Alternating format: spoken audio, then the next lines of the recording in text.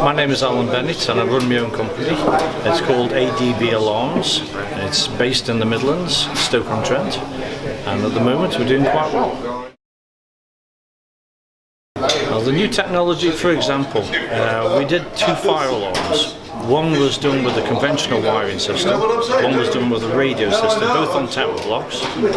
One was 30 sensors in a 12-storey tower block. If we did 3 of those floors, it took us 3 weeks with 2 engineers. The wireless one, which was 4 floors with 60 sensors more, it took 1 day.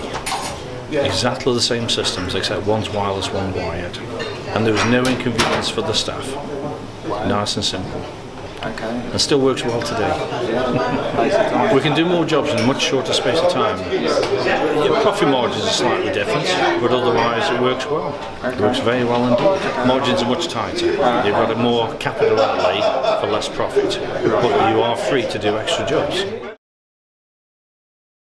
Ongoing maintenance, we normally do a structured maintenance, so the batteries need changing every 5 years, and that can be quite an expensive hit.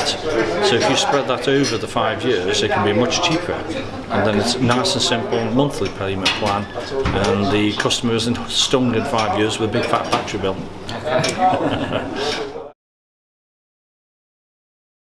Two of my other friends in the same industry want to just simply carry on doing what they originally did, and ultimately that will just be a dinosaur and it will fade away.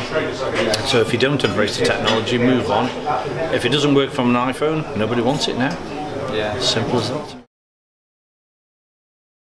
I think, to be honest with you, those systems will probably be there for a long time. People don't like to spend. But generally, it's all going to change to modern technology.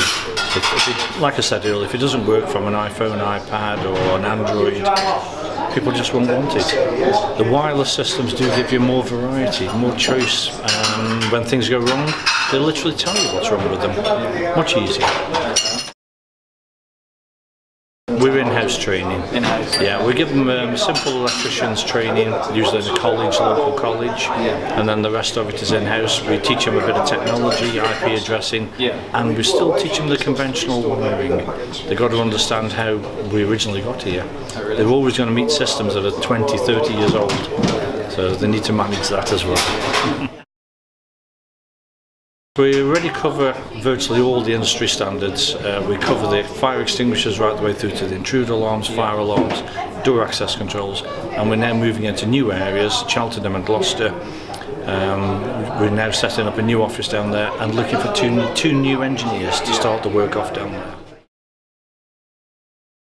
Legislation. It seems like they're creating more legislation to control us, which I'm sure ultimately will be a good thing. But the transition moving towards that is very difficult.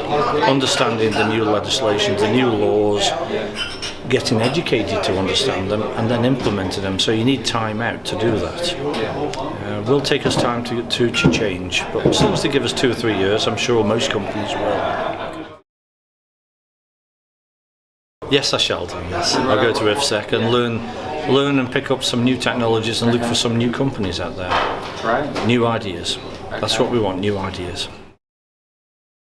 I'm going to go to IFSEC International, and I'm going to try and pick up some new manufacturers in the industry to teach me some new technologies. With the manufacturers' help, I can go forward.